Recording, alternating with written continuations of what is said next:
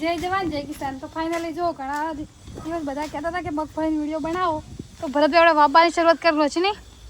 ભરતભાઈ તમે આજ વાત કરી તું પાછળ છે ને આપણે ચોમાસું મગફળી છે ભૂલી ગયા ભરતભાઈ. અને ગણેશ શું છે તમારે અંતર શું છે? આ જો 1 2 3 4 લાઈનો છે અને એક ઓળા વચ્ચે આટલું અંતર છે ભલે એક વેદનું ના આ 6 ઇંચ અને લગભગ 9 ઇંચ જેવું અંતર છે એક ઓળા વચ્ચે. તો હમણાં આપણે ચાલુ પેરણી એમને બતાવશું. ગ્રોમર જો ગ્રોમર પ્લસ પેરણ આપણે ખાતર એ બતાવી દેજે. તો ગણપતભાઈ પહેરવા આવી જાય. પપ્પા આપણે કાલ પેણી નહીં છોડાવવાની. હા આપણે પાછળ આપણે ફિટ કરાવવાનું. શું કરાવવાનું? ભરતભાઈ ખાતર લાવી રહ્યા છે. આવક મિક્સ કરો દોડા નો પૂરા ચલો તમે મગફળી ઓરવાયા શીખો કોક નવું નવું ને. ખાવાની નહીં વાબાની. હા ગણપતભાઈ આવી જાય વાબા. તો લગભગ 2 વર્ષથી ગણપતભાઈ વાવે ને એકદમ દોડી જાય સીધી વાવે.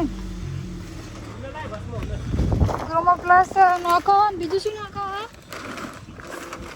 હા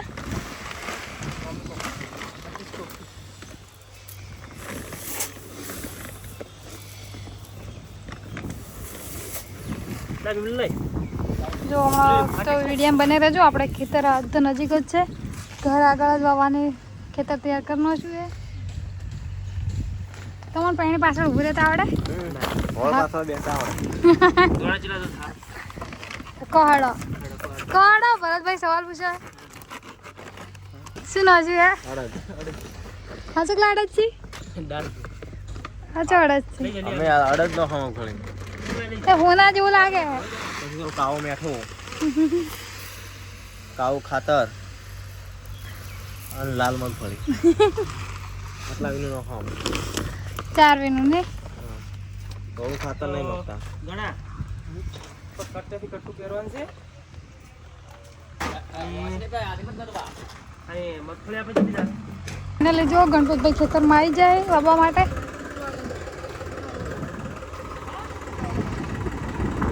કાકા આયા. કેટલી ઊંડી નાખવાની હે?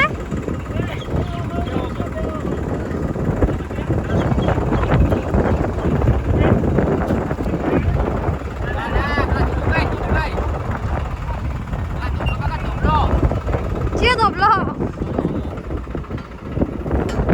સીધો દોયડા જેવી વાવવાની હે. ખબર હે ઘર આગળ.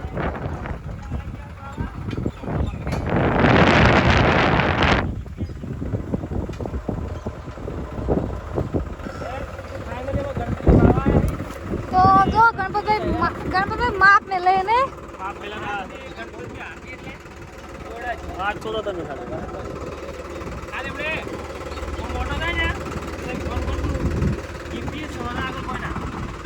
મગફળી સેટિંગ થાય કેટલા દોણા પડે છે. અને તમે 3 જણા ચીડી રહો. મગફળી જો જાય પછી ઉપર રે અમે ઉપર રે બદલ દો હે ઓ ઉતરતા ના એ ઉતરી દો. ના ના ના થોડા તો લબડો એવું છે કે માપ ન પડે.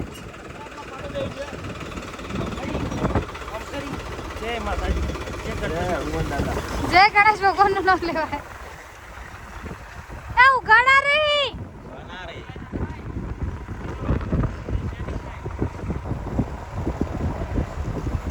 પેલી લાઈન જતી રહી હવે.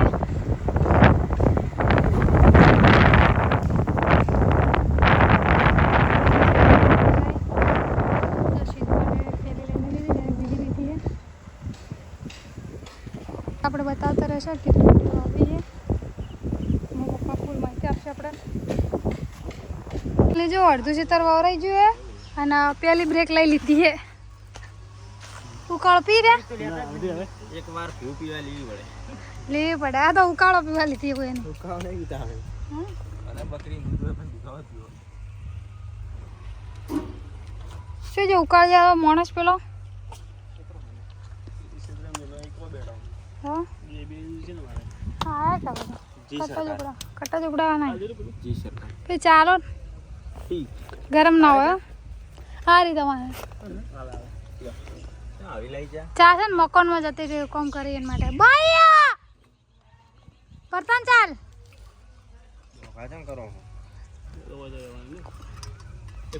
બ્લેક ટી ચલી ભાવે આમાં તો ગતું ભાવે જ નહીં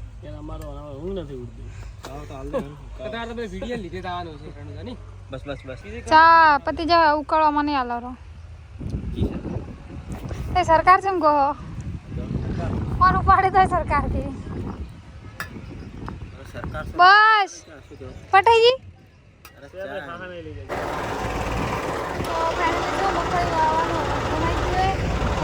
રુદ્ર પેણી ઉપર આવી જાય હવે જો મગફળી જાય રેડી છે અને જેટલી ઊંડી જાય ઓછી જાય લગભગ અડધું કે તો વવરે રહેવા આવ્યું વેટિંગ મને જાઉં જવાનું હે ને મગફળી વવરે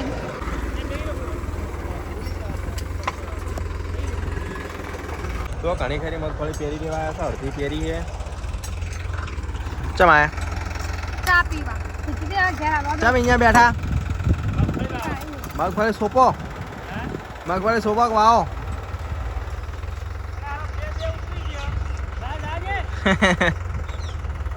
અમે ઉતરી ગયા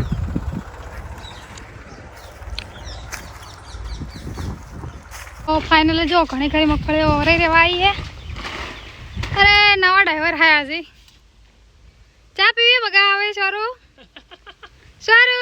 ચા પીવી હે જો ગણપતભાઈનો મિની ડ્રાઈવર છે આ તો ખેડૂતના છોકરાને ટ્રેક્ટરનો વ્યવહાર મોહ ઘણો હોય ને સારું કેટલી શરમ આવે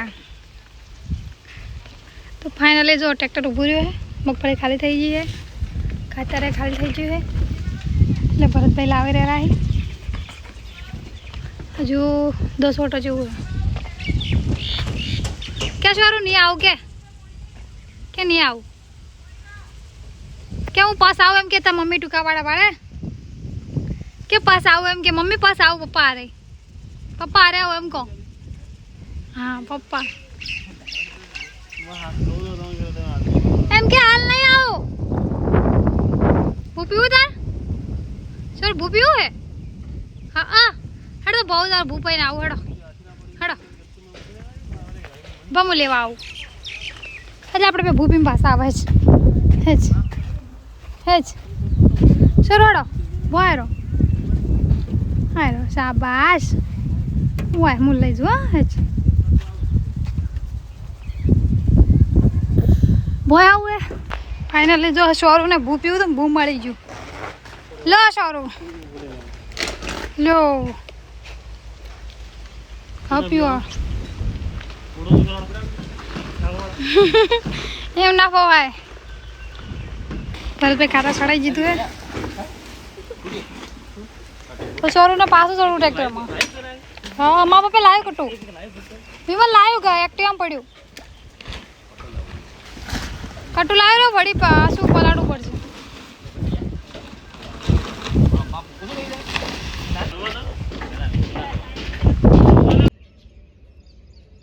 તો ફાઇનલી જો બધી મગફળી વવરાઈ જઈ છે પપ્પાએ મળી જાય તો હું તો બધું બતાવ્યું પણ જેટલી ઊંડી વાવી પાયામ શું નોખું હતું એની કોમેન્ટ વધારે આવે જો આખું કે બતાવો 48 ઇંચનો આ બેડ છે બેડની ઊંચાઈ લગભગ 5-6 ઇંચ જેવી છે અને આમાં 4 લાઈનો કરેલી છે અને ઊંડી કેટલી નોખી છે ને તો આપણે લાઈવ બતાવી દઈએ જો આ 48 ઇંચનો બેડ છે અને અંદર 4 લાઈનો છે 1 2 3 અને 4 કારણ કે ચોમાસામાં પાણી ના ભરાય એટલા માટે આપણે બેડવાળી જમીનથી ખેતી કરી રહ્યા છીએ ટ્રેક્ટરથી ખરપવાની મજા આવે અને ટ્રેક્ટરથી કાઢવાની પણ મજા આવતી હોય સાની અંદર એટલા માટે આપણે આ બેડવાળી ખેતી કરતા હોય છે અને કેટલી ઊંડી નાખી છે એ પણ જો તમને લાઈવ બતાવી દઈએ